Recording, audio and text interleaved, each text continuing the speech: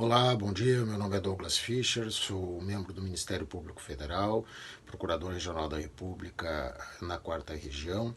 Atuo perante o TRF da 4ª Região em matéria penal e processual penal e também sou professor de alguns cursos de pós-graduação vinculados pelo Brasil.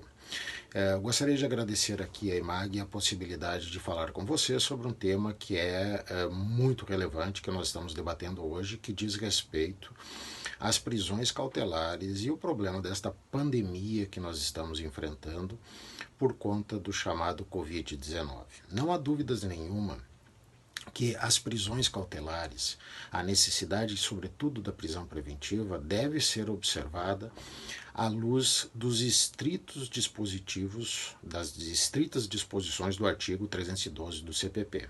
É muito importante realçar também que até pouco tempo nós tínhamos só duas opções, ou a prisão ou a liberdade.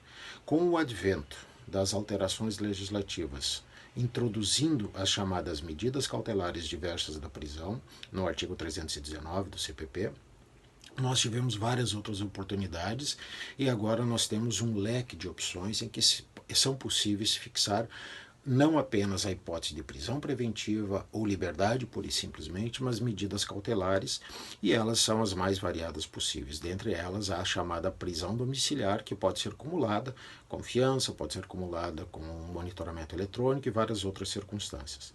E nós estamos diante, sim, de situações extremamente graves, vivenciadas não apenas pelo Brasil, mas também por vários países. Estamos diante de uma pandemia. E como resolver este problema, diante da necessidade de resguardo e também da proteção da saúde daquelas pessoas que estão presas, recolhidas, sobretudo em regime fechado, em regime semiaberto, é hipótese de concessão de medidas cautelares diversas da prisão para essas pessoas com a concessão de liberdade mediante medidas cautelares. Bem, é preciso ter muito cuidado em cima disso, porque é importante deixar muito claro, eu sou favorável e muito favorável às medidas cautelares diversas da prisão. Mas nós temos que ter cuidado diante dessa quase histeria que está havendo de pedidos formulados indiscriminadamente para a concessão de liberdades e ou medidas cautelares diversas da prisão por conta do Covid.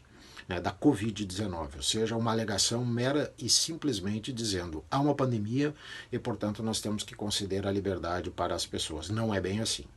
O CNJ regulamentou, de certa forma, o tema na resolução número 62, estipulando algumas circunstâncias que devam ser observadas pelos juízes sempre, absolutamente sempre, diante do caso concreto. E é preciso dizer o seguinte, não é colocando as pessoas em liberdade por si só ou numa medida cautelar de prisão domiciliar que nós vamos resolver o problema de evitar a pandemia, sobretudo se estiverem presentes os requisitos para a manutenção dessas pessoas no regime um pouco mais gravoso. Portanto, é preciso que os juízes sempre analisem de uma forma muito meticulosa, muito detalhada, a prova dos autos e se há elementos suficientes para aquele caso concreto. Eu tenho um hábito que são as leituras diárias dos precedentes, sobretudo do Supremo Tribunal Federal e do STJ. E eu tenho visto que os ministros do Supremo Tribunal Federal e os ministros do STJ estão bastante cuidadosos quanto à emissão de ordens de habeas corpus para a liberação de pessoas. E eu faço uma referência aqui a dois precedentes. Um deles é a medida cautelar no habeas corpus 184-644 de São Paulo. É uma decisão monocrática do ministro Celso de Mello, que foi julgado, que foi publicado recentemente, dia 8 de maio de 2020. E também o habeas corpus número 577-051 de Minas Gerais, também uma decisão monocrática, agora proferida pelo ministro Nefe Cordeiro, na sexta turma do STJ, e essa decisão foi publicada um dia antes, dia 7 de maio de 2020.